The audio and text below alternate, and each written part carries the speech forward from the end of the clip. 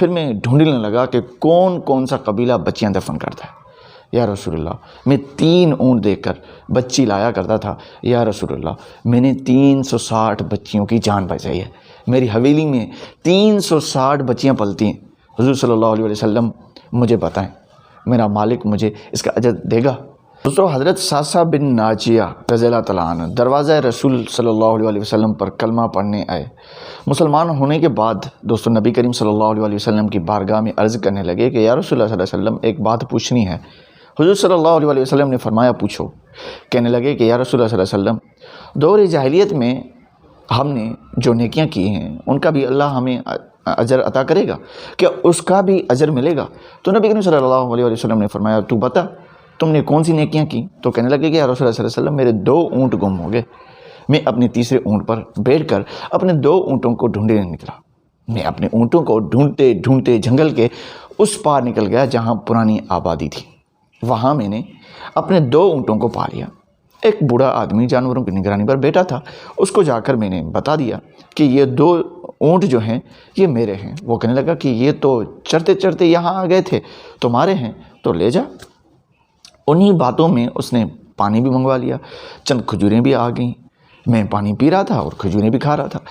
ایک بچے کے رونے کی آواز وہاں پر آئی تو بوڑھا پوچھنے لگا کہ بتاؤ بیٹی آئی ہے کہ بیٹا؟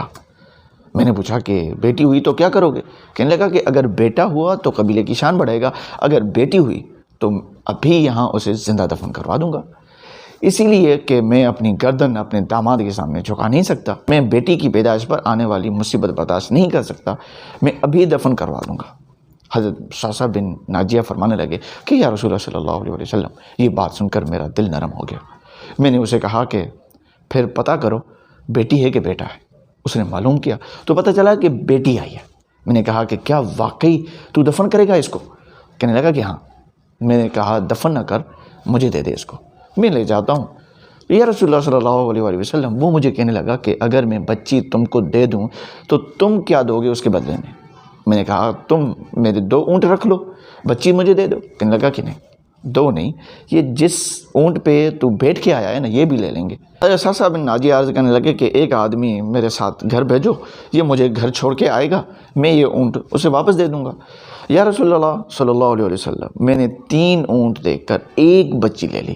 اس بچی کو لا کے میں نے اپنی کنیز کو دیا، نوکرانی اسے دودھ پلاتی تھی۔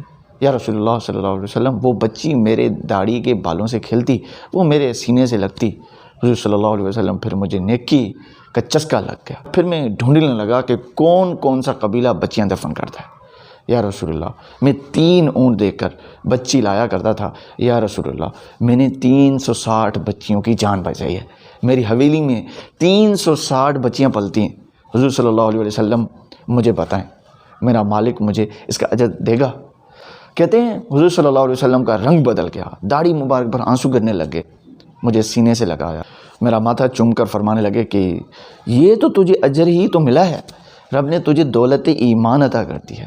نبی کریم صلی اللہ علیہ وسلم فرمانے لگے کہ یہ تیرا دنیا کا اجر ہے، اور تیرے رسول اللہ صلی اللہ علیہ وسلم کا وعدہ ہے کہ قیامت کے دن رب کریم تمہیں خزانے کھول کے دے گا۔ اپنی بیٹیوں کو نا اپنے اوپر بوجھ مت سمجھنا، یہ جو بیٹیاں ہیں نا یہ رحمت ہوتی ہیں۔